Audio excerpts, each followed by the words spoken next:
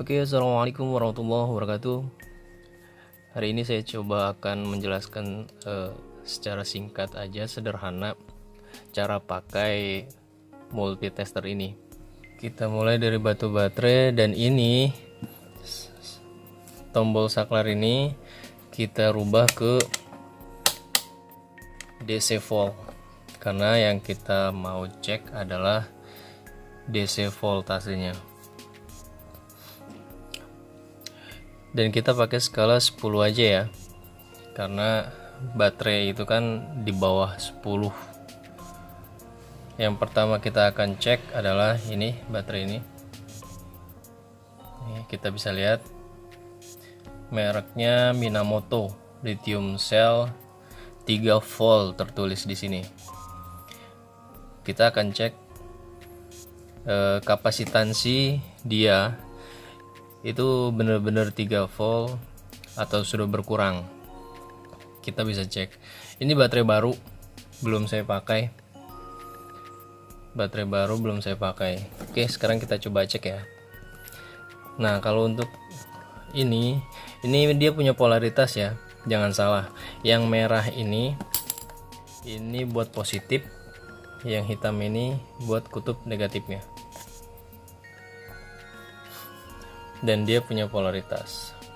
Oke, sekarang kita cek positif ke positif, negatif ke negatif. Nah, begini. Nah, sekarang kita bisa lihat jarumnya bergerak. Nih, bisa kita lihat.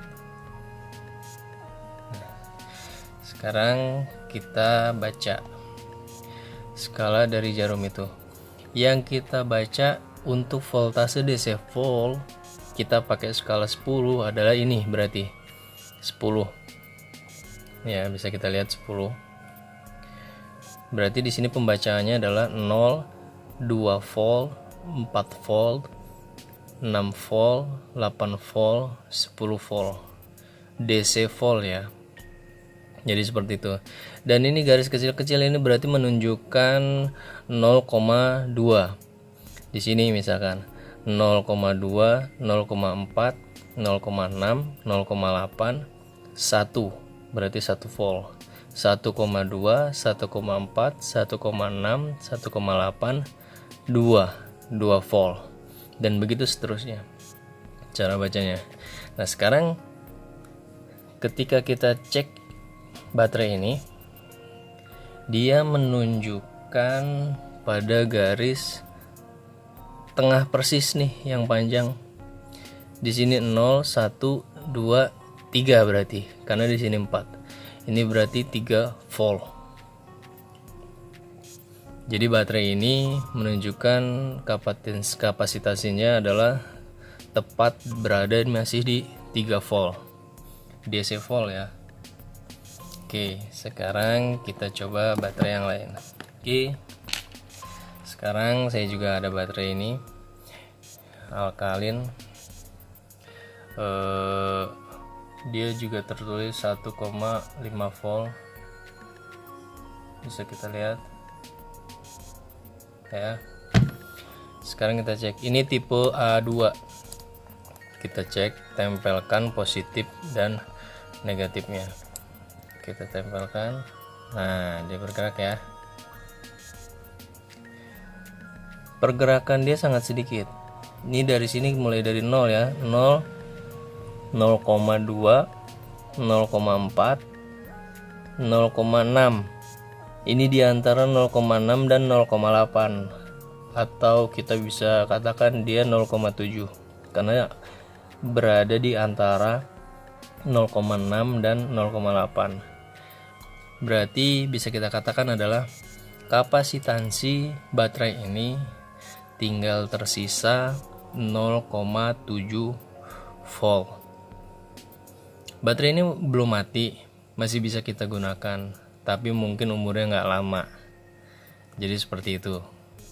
Oke, lanjut. Kita akan cek yang berada di voltase ini deh. Nah, ini AC volt, voltasenya AC. Kita bisa cek sendiri rumah kita itu voltasenya berapa sih, 2020 volt tepat atau lebih atau kurang bahkan, karena voltase di rumah yang lebih atau bahkan kurang itu dapat menyebabkan kerusakan pada alat elektronik kita. Kelebihan beban atau kurang beban inputan untuk alat elektronik itu juga bisa menyebabkan salah satunya kerusakan pada komponen yang ada di alat elektronik kita. Makanya direkomendasikan sebenarnya kita tuh pakai stabilizer.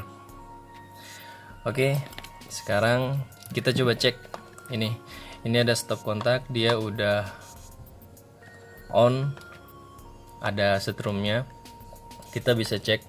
Dan ini tanpa polaritas ya, kalau untuk AC itu tanpa polaritas, jadi nggak ada kutub negatif dan positif.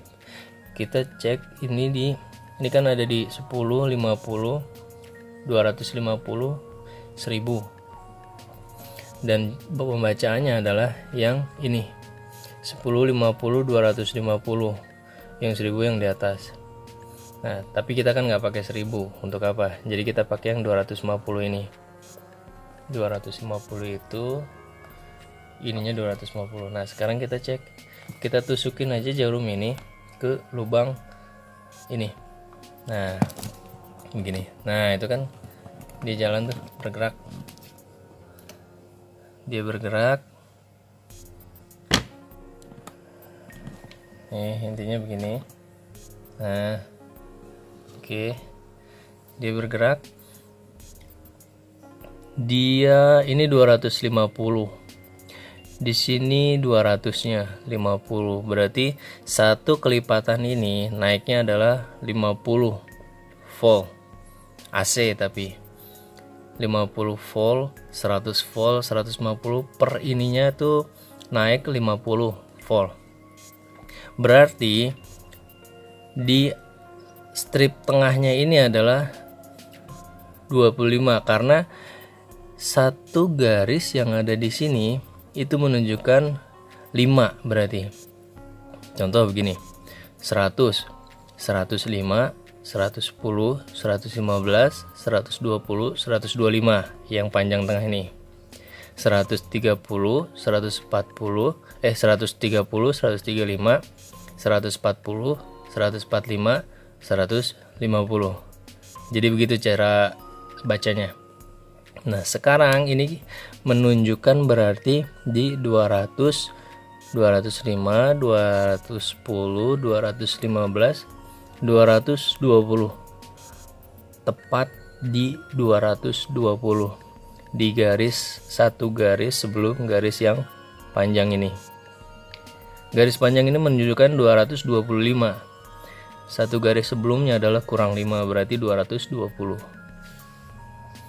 Oke. Berarti kapasitansi voltase yang ada di rumah saya itu tepat berada di 220 volt. Dan itu aman berarti buat alat elektronik. Bagus. Karena memang alat elektronik kita voltasenya disetting untuk di 220 volt satu fase. Lain lagi kalau kayak di Jepang misalkan, dia satu pasnya itu 110 volt. Kita nggak bisa pakai.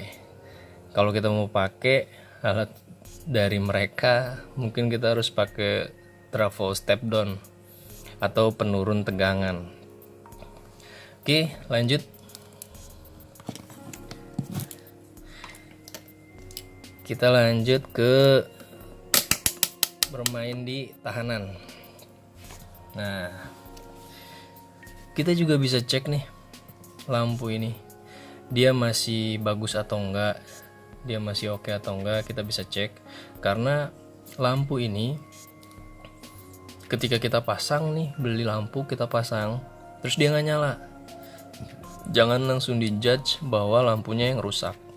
Bisa aja rumah lampunya yang rusak atau saklarnya yang terputus alirannya, yang nggak masuk ke lampu, makanya dia putus.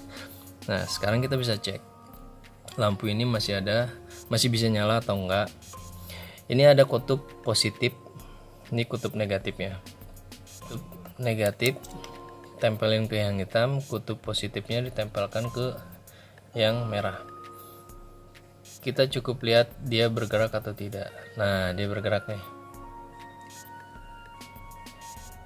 dia bergerak. Kita nggak perlu tahu tahanannya berapa, yang penting dia bergerak.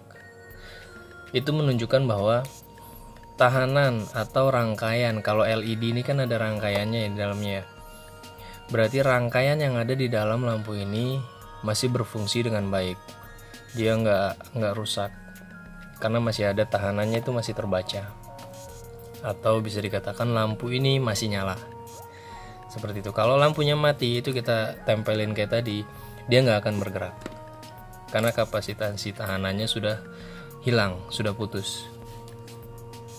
Oke, sekarang kita cek ini motor dinamo Tamiya. Kita bisa cek di sini gulungan motor di dalam ini. Di dalam ini ada gulungan motor. Dan semua motor, tipe motor itu bisa dilakukan dengan pengecekan seperti ini. Semua pompa air, atau motor mesin cuci, atau motor pompa akuarium misalkan, yang ada gulungan motornya, atau kipas angin gulungannya, itu gulungan motornya yang sifatnya berputar, itu bisa dicek gulungannya ini sudah putus atau belum, masih bagus atau enggak, kebakar atau enggak. Itu bisa kita cek sebelum kita menjudge hal-hal yang lain. Ini kita bisa cek begini tanpa polaritas ya, di sini bebas dibalik bolak-balik nggak apa-apa, kita bisa cek. Nah begini, ini tandanya berarti gulungan yang ada di dinamo ini itu masih bagus, dia masih berfungsi, dia masih ada tahanannya. Jadi semua tipe pompa atau motor apapun itu, cara mengeceknya seperti ini, kita tempelkan saja. Ketika dia bergerak, oh berarti motor atau gulungan yang ada di dalamnya masih bagus, dia nggak kebakar, dia nggak putus, berarti aman. Berarti kita bisa cek yang lain. Jadi kayak gitu prinsipnya. Nah sekarang yang terakhir adalah kabel.